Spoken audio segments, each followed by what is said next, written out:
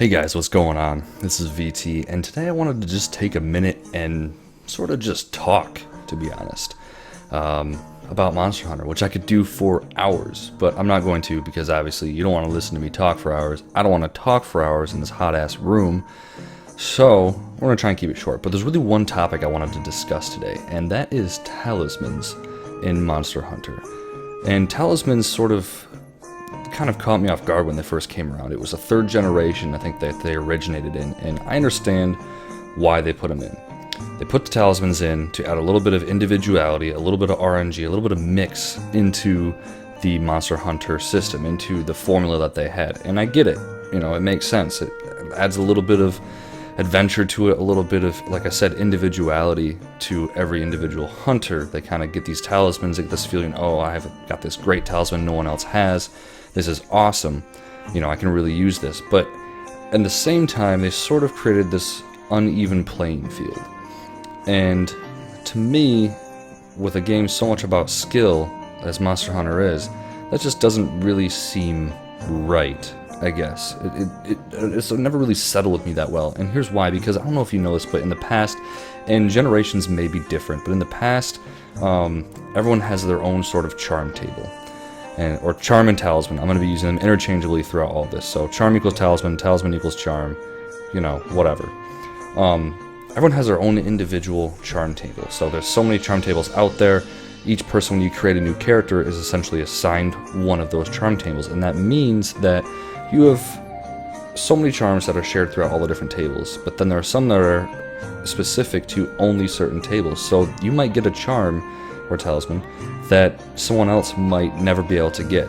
And to me, that's not right, because you could make an awesome set out of, let's just say, I found a KO plus 6 with a 3-socket talisman yesterday, or just the other day, and it's amazing. I mean, you can literally get, KO King from that one talisman. It's a whole skill in one piece of armor, essentially, which is really good. You can make it a really nice set out of that, but first and foremost, it's going to be so difficult for anyone to find that exact talisman anywhere else, right? Even if they are in the same charm table as me, that is such a specific talisman to get that it's near impossible. You could farm all day for it, and that's not really fun, and you might still not get it. You might not get a KO talisman at all, but let alone for me to design an armor set around that talisman and say, hey, look at this amazing armor set I made. Well, someone comes up and says, hey, I can't even come close to that. This isn't right. You're so much better at hammer now because of that set. And yeah, sure, a lot of it's still based on skill, like I said, but it just doesn't seem really fair. It creates this uneven playing field, like I said, between different hunters, and especially those coming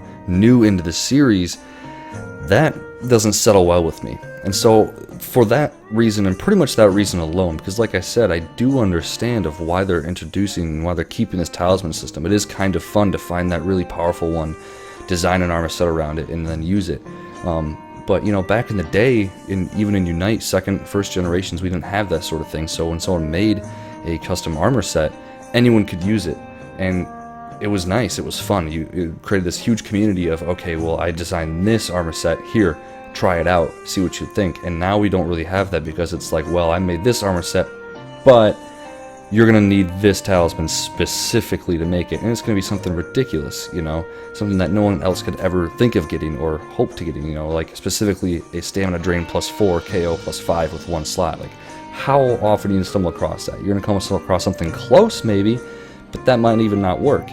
You might have the numbers for something, and that's gonna throw off the whole armor set. So, to me, I'm not super happy with it. And, I think I found a way to actually take this talisman system, change it just a little bit, right, to make it work for everyone in the future, and still kind of keep that individuality, and still keep that creativity with making armor sets around talismans, and that, that sense of adventure of finding that really good talisman.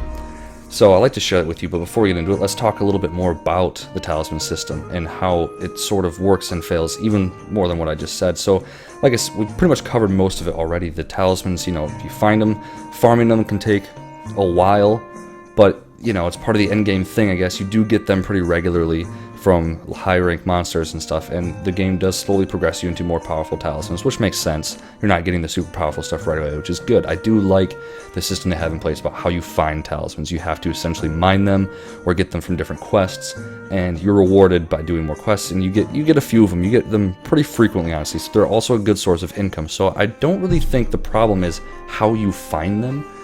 I think it's more, again, how they're used, because, you know, right now, as far as finding different talismans, you just go out and you farm them. 3 minutes a run on the cold-hearted quest, and you can do it with anyone else. And it's kind of a community thing of, you know, let's all help each other out. We'll get this quest done really quick. Oh, cool! I got this awesome talisman. Awesome. Let's keep doing it. You know, I'll get them on the same money at the same time. That's not really that bad of a thing. It does kind of bring us together a little bit, and I like that.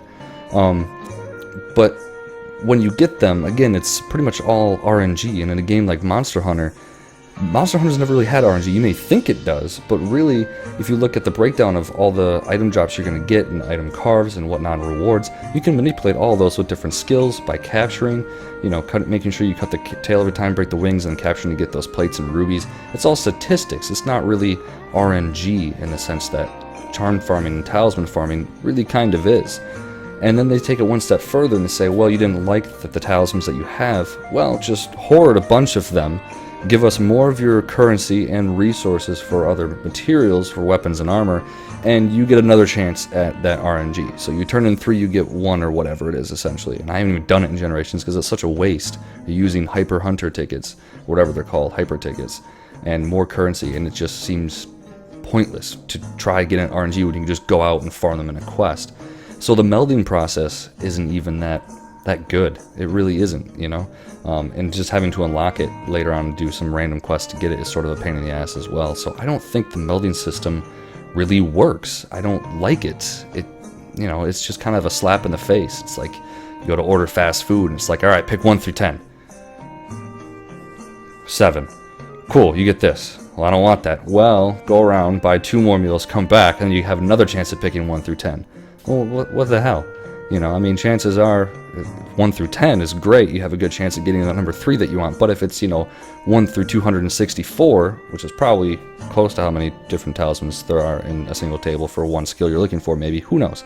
You know, 1,000, you're not going to get anything close to what you want. So the melding system just doesn't really work. So what I'm proposing is, and, you know, not like this is ever going to happen. Obviously, no one's going to listen to this, especially from Capcom, or be like, this VT guy doesn't know what the fuck he's talking about.